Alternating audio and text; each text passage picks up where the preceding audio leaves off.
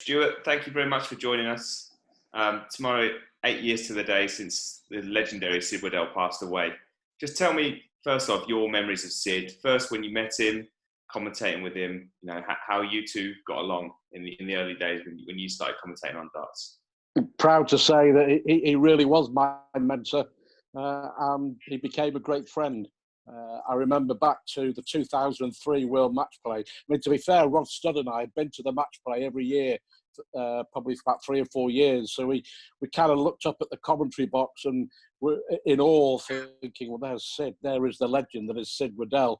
But in 2003, when I joined the Sky Sports team, originally I was going to Blackpool for the match play just to shadow, just to have a look at how things went. Dave Clark had recommended me, so Rory Hopkins, the exec producer, invited me up on the Monday morning.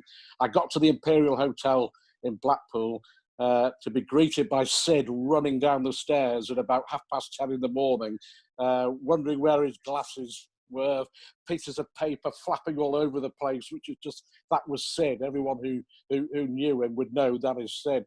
And he just basically said, right, kidder, you're on 2 o'clock, me and you, Keith Deller against John Lowe, and you're starting with me. So it was like literally thrown in at the deep end. I didn't know that was going to happen, and he was an absolute star. The words he said to me, he said, just be you. Don't be anybody else, just be you. And, I've sort of stuck by that all the way through my broadcasting career, and certainly for the last 20 years after Sid's advice. And John Lowe won the game.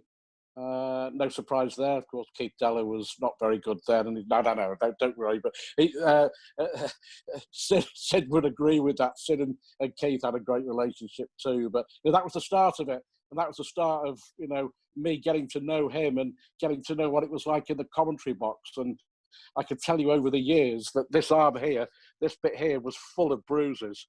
Because in the commentary box, he was all arms, all over, and he would stand up, and then he'd lose his glasses, and they were on top of his head, and kidder. He called everyone kidder, and he'd hit you with his right hand, and at the end of every game, you could bet your bottom dollar that on this part of your arm there was a Sid bruise, and that's what it became known as. But that was Sid. As a commentator as well, he was well known for his famous kooky lines almost. Put your granny in a roomie. Send your daddy to the steamy. Get some biscuits and a droppy. This dance match will make you happy. He was just being himself, like he said to you, and also he was a meticulous commentator, wasn't he? He planned everything. It was well thought out. He knew sort of every circumstance that could happen, and made sure that he was prepared for everything. I don't ever be mistaken that Sid wasn't spot on and prepared. He gave this aura of, of sort of just, flapping all over the place. Sometimes a bit like John Cleese in Fawlty Towers, and but he was absolutely bang on it, and he had reams and reams and reams of paper. He would studiously sit down and make sure that he had it absolutely spot on. And of course, his one-liners, his famous lines, you just kept. I mean, sometimes you'd learn to set him up as time went on, and he would never let you down. But an amazing wordsmith. Some of the stuff he came out with, no one will ever come close to Sid Waddell in darts commentary. No one. The end. When I joined, it was Sid, Dave, John, and I was absolutely proud and honoured to be a member of the quartet. But he was spot on with absolutely everything he did, and his one-liners, are still being used and quoted today. Is there any moments in particular that stand out, either Sid as a commentator on a whole, or when you were next to him? Any moments that you were together that really? Well, I think, I mean, it was just great to do any game with Sid, because it was always an experience, I think. But the most memorable memory for me is a personal one.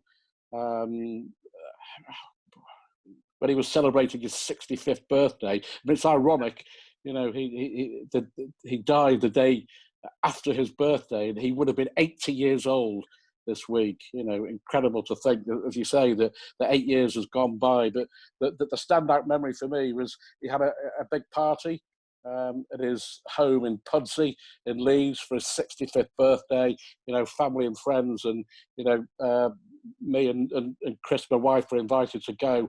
And Sid did me the honour of asking me to make the speech in the garden for his birthday. And, you know, for me, it's still one of the standout moments of my entire broadcasting career. You know, very, very proud and very, very honoured. What about the legacy that he left in the sport going on? He made people that weren't even fans tune in because of the way that he was with his lines, with his commentary. That's something that's lived on to this day, as we know. People still remember the famous moments that, you know, he was speaking over. Just as the legacy that he left within darts, could you talk a little bit about that? It'll never go away. You know, everybody will say and still say to this day. Obviously, the big split when the PDC was formed, and the bravery of all the people who did that. And Sid came on board, then Sky Sports came on board, and then Barry Hearn and Matchroom came on board, and then Phil Taylor completely turned darts around. You know, you're talking about Barry and Matchroom and all the brave players, the split, and on that list, you know, Sid is way up there for being responsible for what darts is now. You know, his popularity and his brilliance behind the microphone, you know, has done so much for the sport and continues to do so much for the sport. Let me just give you an example. I just wanted to check on the internet how old Sid would have been, you know, and I was surprised that he would have been 80 this week. But when you go to Google and I typed in Sid, he's still right at the top of the list. And that says everything, you know, because he was at the top of his trade. And there will never be anybody better in darts commentary than Sid Waddell. And of course, the Sid Waddell trophy is played for every year at the Alexandra Palace. And that is the fitting tribute to the very best of them all. Perfect. Thank you very much, Stuart.